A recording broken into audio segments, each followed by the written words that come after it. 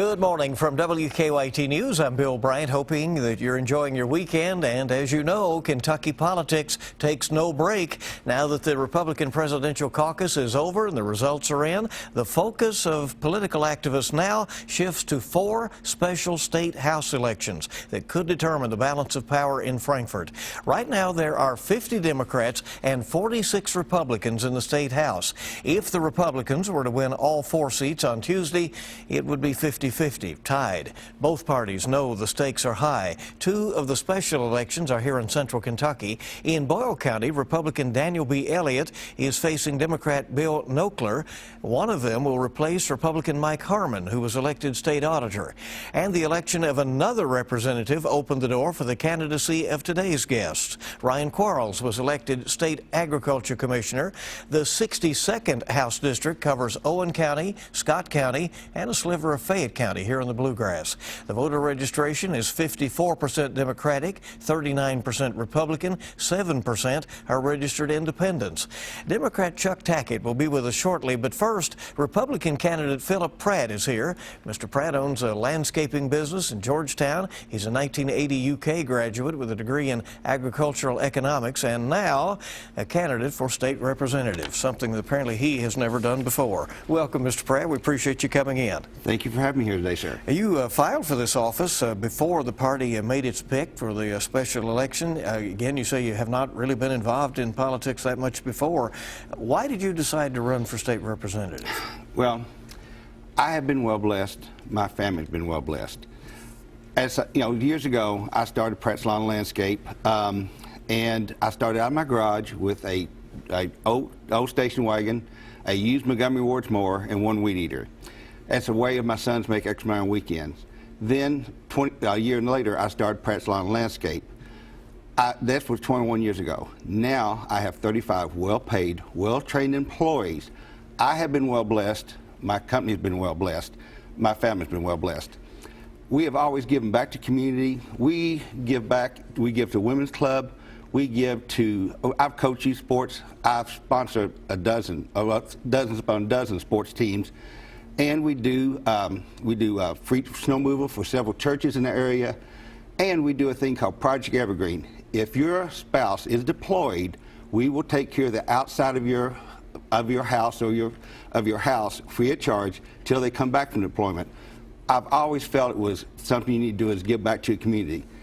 So with that, I thought it was time to, when this race came open, I thought this was a great opportunity to give back to the community. It's been so good to me and my family. Did anybody push you toward this race or recruit you to run? Not recruit or pushed. I was urged by local businessmen and local farmers, both Republicans and Democrats, to seek this seat. And what do you think now about it, about being involved in politics? You know, these are pretty tense times, and there are over in Frankfort. You know, the battle that is going on for Yes. For the control of the chamber over there. Certainly, this is being watched around the country. We see how tough the presidential race can be. Were you ready for all of that? No, this is the first time I've ever ran for any office at all. It's the first time. So it's been a pretty steep learning curve. But I think if we don't elect good officials, if we don't put good people in office, I encourage my employees to vote on a regular basis. And if you don't get involved and if you don't do something about the problems we have on the state level, then it's only going to get worse. We need problem solvers in Frankfort, not people who just want to keep kicking that can down the road. We know a lot of outsiders are trying to influence this special election, certainly. Are you comfortable with the messages being communicated in your name? Yes. The people that have contributed to my I'm proud to say I've had over 180 individuals contribute to my campaign. There are some outside interests on both sides in this campaign, but I can't control those. That's their issues, not mine. But yes, as far as my campaign, we are staying issue-based, nothing else. Let's talk about some of the issues. What's the most important issue to you as you would go to Frankfort if you were to be elected? I guess there's 3 of them that are really hot topics for me. One of them is right-to-work law. Right-to-work law is basically the right, if you go to work at a factory or whatever, and they are union-based, you have the right to decide if you're going to join that union or not, or pay the union dues. I think nobody should be forced to do anything. I think people should have options. I know that right to work is hurting our state because over the years, several outside companies have looked at, coming to Kentucky, and they've looked at Kentucky, who does not have a right to work law. The states around us do have a right to work law, and they wind up going there. That is hurting Kentuckians. It's hurting our economy. Next one is our pension problem. It is absolutely, it is awful. It's been underfunded for years.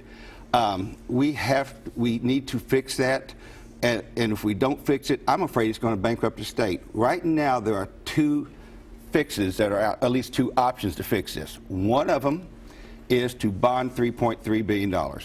Bill, that's like taking your Visa, paying off your MasterCard, and saying, I've solved this problem. All we've done is kick that can down the road for your kids and your grandkids to have to pay. They deserve better. The other option, our Governor, Matt Bevin, has come out with, is to actually shrink the size of government, reduce spending, and actually save and pay down that debt. To me, as a small business person, that's a no-brainer. That's the option we need to go to. Next one is our broken health care system. We've offered health care to my employees since the day we opened our doors. And over the years, I see that, I can tell you that cost has gone up, benefits have gone down, and co-pays are astronomical. If we don't, I can tell you that we need to change this. And I would like to see this fixed by, actually, why don't we have, years ago I had 21 companies vying for my business.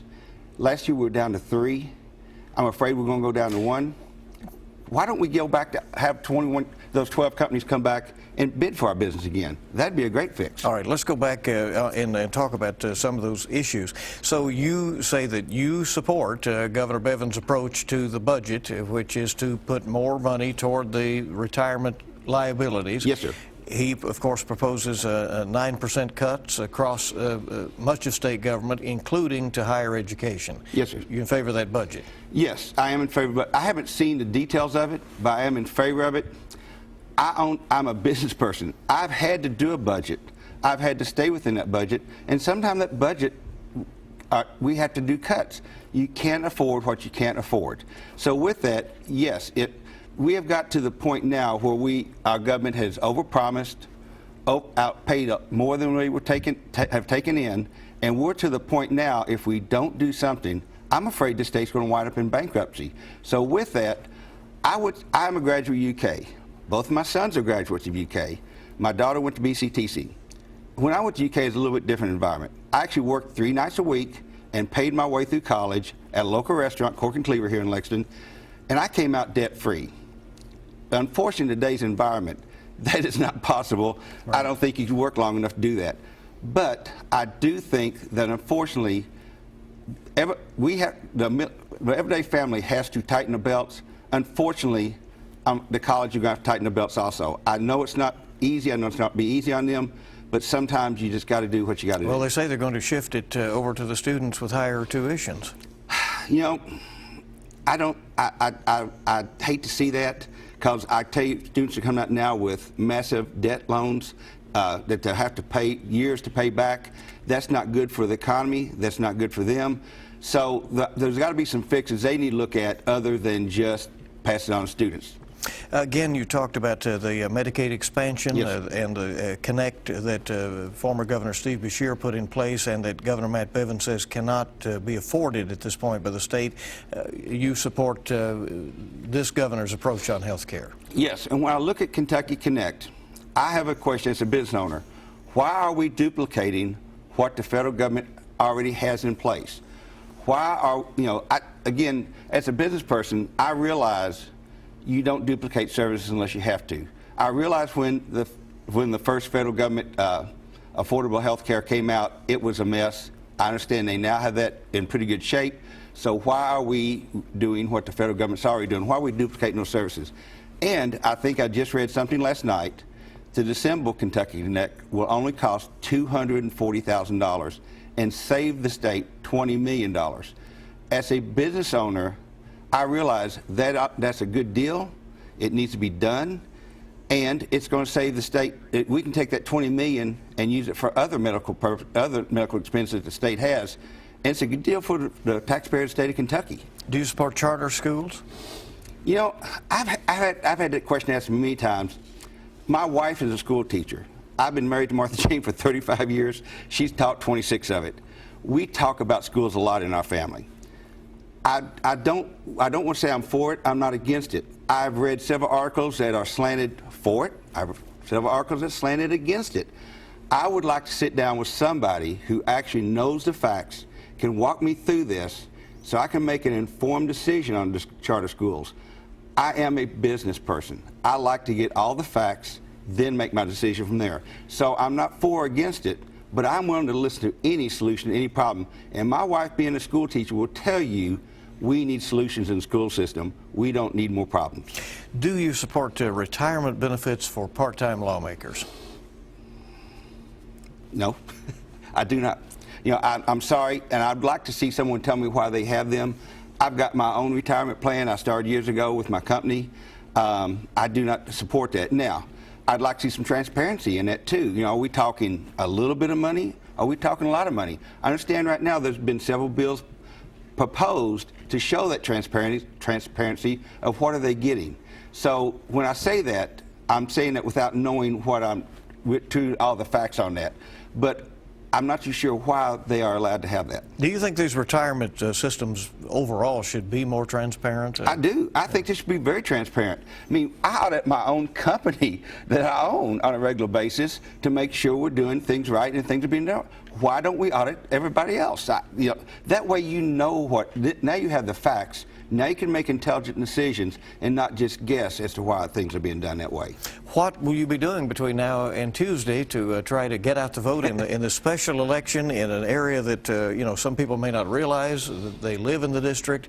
Yes. How are you communicating to them? Well, you know, speaking of living in district, kind of interesting. As I drive towards downtown Georgetown, I drive out of my district, into my district, back out of my district, and I only live a mile and a half from downtown Georgetown.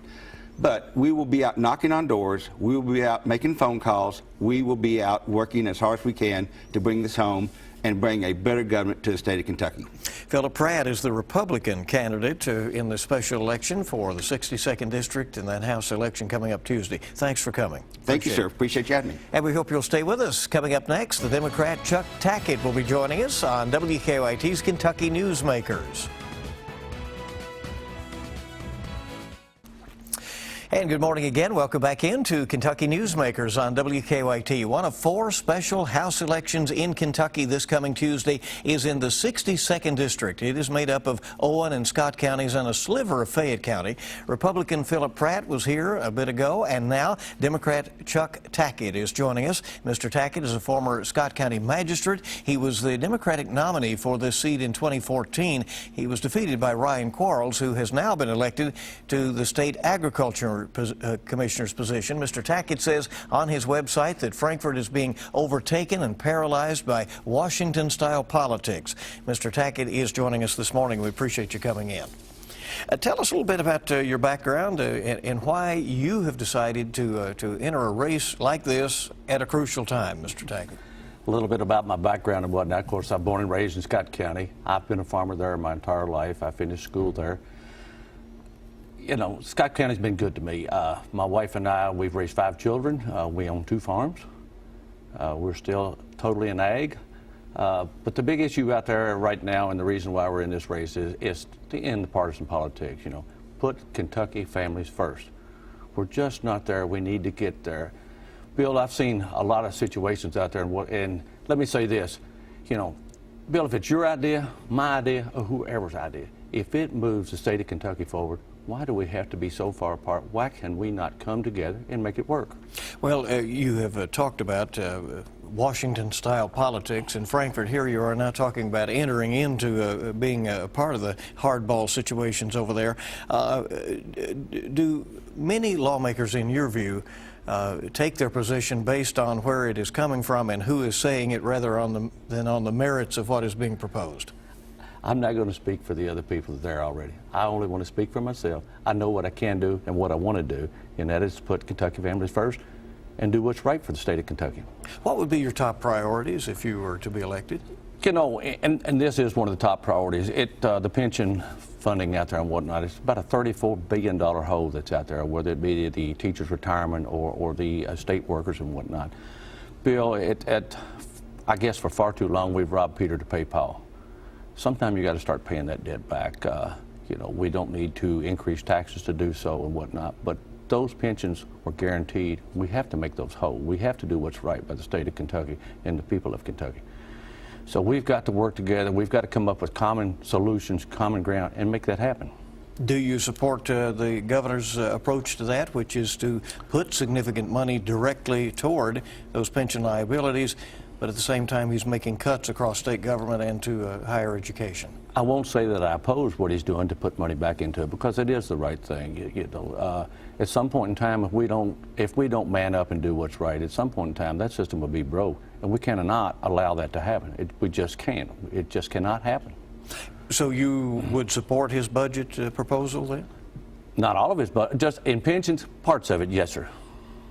Well, there's only so much money. There is only so much money. That is correct. But we have to work together to put some monies back where they belong. We can't. To me, it's going to be hard. As being a farmer and whatnot, we go out and we borrow money to raise crops and whatnot. But we have to make that whole thing. And sooner or later, that note comes due. It has to be paid. We must do the same thing in state government. We must live within our means. You mentioned on your website that Kentucky's tax code should be reformed, is the word that's used there. What changes would you want to see there? And as you know, some say that tax code reform to them is code for tax increases. There is. Actually, I had studied a little bit. Maybe I saw a portion of a bill someplace that talked about a small tax on pensions. I couldn't support a tax on pensions at this point in time. Those things are guaranteed to those folks. You can't tax what really belongs to them. It's just not. In my opinion, it's not the right thing to do. But as far as tax codes, you and I know, and everybody out there knows that it's antiquated. We need to modernize our tax code. We need to bring things up to standards. And how do you do that? You raise some and lower some? As I said, we have to work together. You've got to be the partisan politics of that. We're out here and they're over here. We've got to come together. We've got to come to an agreement someplace. But Mr. Tackett, this is a partisan situation. Absolutely. You're talking about a state house that is split right down the middle. Right down the middle, and yes. You'll be entering into that situation. I mean, how does a farmer from Scott County go and deal with a situation like that? There's one thing about it. After Tuesday, if we get elected, we're going to find out. At this point in time, I've got to take my ideas from where I have farmed all these years, been successful, and make that a part of what goes on in Frankfort. And what are some of those things? What are some principles that you would cling to? As I said, when to begin a year, most all farmers and whatnot, they have a production note or whatever, and they borrow funds to get through that entire year. We operate on a commodity market.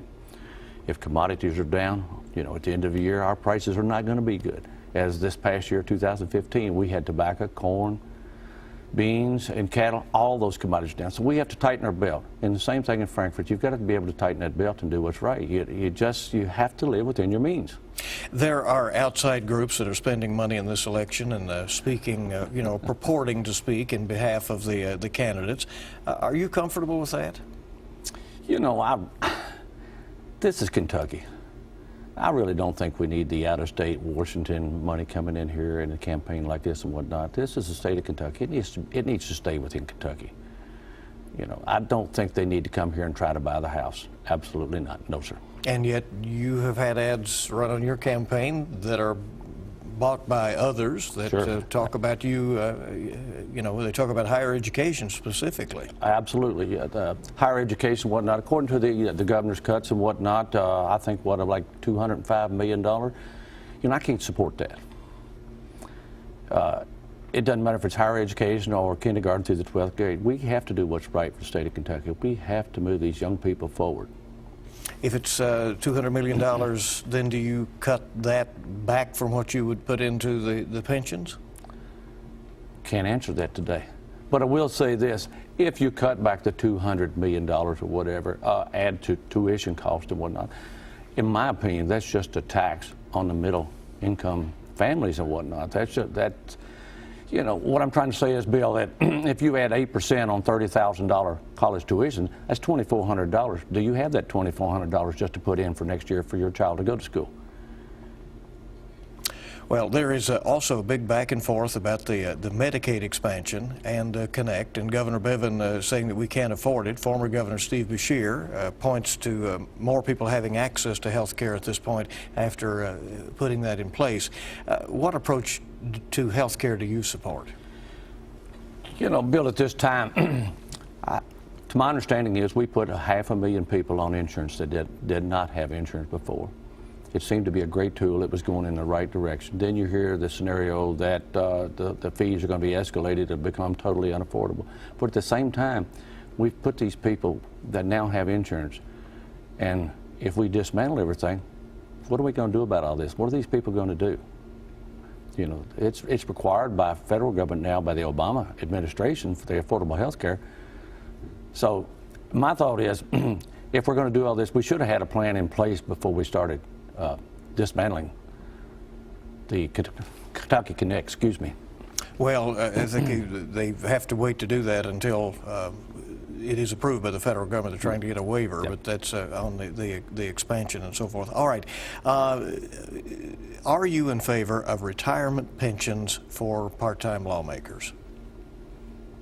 I think so, yes, sir. And you think they earn those pensions?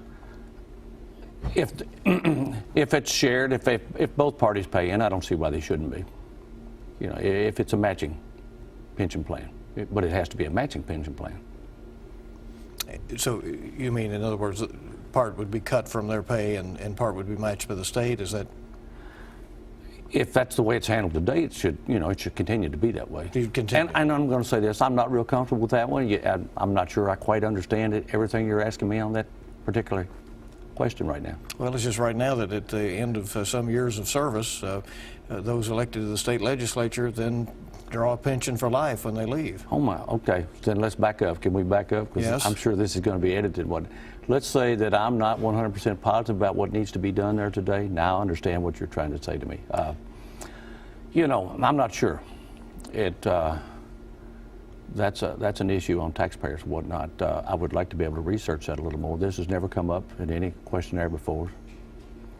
How will you listen to people when you, if you were to be elected? How would you gather input from people throughout the district? Well, you know, there's always social media out there. That's the most popular there is out there at this day and time. But Bill, let me say, I like to start my day, and I don't have an extravagant breakfast, but a group of gentlemen and I, we go to a local, it's a marathon station there in Georgetown, and it has a little bar along the wall, and we have quite a clientele that comes in there, and it's of both parties, and we kind of talk about what's going on. Small business owners, we have a good time. We don't eat extravagant. We'll have a Coke, cup of coffee, or a little Debbie cake or something like that. We don't have a lot of money, so we try to do what's right. We try to figure out what's going on out there, and they'll bring things in that they're hearing out there in the community, and I'll talk about what I've learned, you know, that day or in the past, and a lot of that is, I think, being on fiscal court in Scott County and whatnot is a great tool to be able to go into this race. We had a judge executive there. I was with him for 8 years, quite an educator. He took me a long way. There was a lot to learn, and hopefully I did what was right. So small community gatherings are sort of your sounding board. Right, town hall meetings. Would you welcome anybody to that group at the marathon? Anybody's welcome to come to that. And you know, we get a lot of new people. They'll walk by, they'll pass their opinion. Yeah. And it's a good place, you know. It's not biased or anything like that. Anybody wants to put their 2 cents worth in, we let them have it. Well, the district is interesting, and it is Scott County and Owen County, and then a sliver of Fayette County. Yes, sir. How will you be between now and Tuesday communicating with those folks? reminding people that, you know, some vote and some don't. I will tell you, and I've not said anything else to you about what your opponent said, except that he indicated that just driving through Scott County, you go in the district, out of the district, that sort of thing. So some people may have difficulty knowing the lines of the You know what I think they do? I'm a little more familiar with this after running the 2014 race. As far as community, the weather's not been real good to us the last couple of days. As you saw, the snow, very pretty snow. It came pretty quick. It got a couple of 3 inches on the ground where I was at, but days like that, we got on the phones. I'm on the phones with people right now, especially, you know, sometimes they want to hear from me, not from our phone bankers and whatnot. I enjoy talking to those people. I ask them any issues that we can discuss, and we try to talk those over and whatnot. We've got a lot of people on the ground game. We do. We have large numbers out there. It's been very good. Of course, we've got TV ads up, we've got radio ads up, different meetings going on, and just any way to reach the voters. Of course, this election is going to be turnout. It's all about turnout. All right, Mr. Tackett, thanks for coming in. And that is Chuck Tackett, who is the Democratic nominee for the 62nd House District in this special election Tuesday. We'll wrap up Kentucky Newsmakers in just a moment. And if we wrap up Kentucky Newsmakers, it's been quite a political weekend. The Republicans, of course, having that caucus on Saturday. Now, in these special elections coming up on Tuesday, the 4 special House elections, and there's also, by the way, a wet-dry election going on down in McCreary County in southern Kentucky. All voters are eligible to go to the polls regardless of party registration or independence as well. Anybody eligible to vote if you're eligible to vote in that district. So all of that coming up. The polls open 6 a.m. to 6 p.m. Tuesday. We'll have results on WKYT News. I will see you bright and early this week on WKYT This Morning. Certainly hope you make it a good week ahead.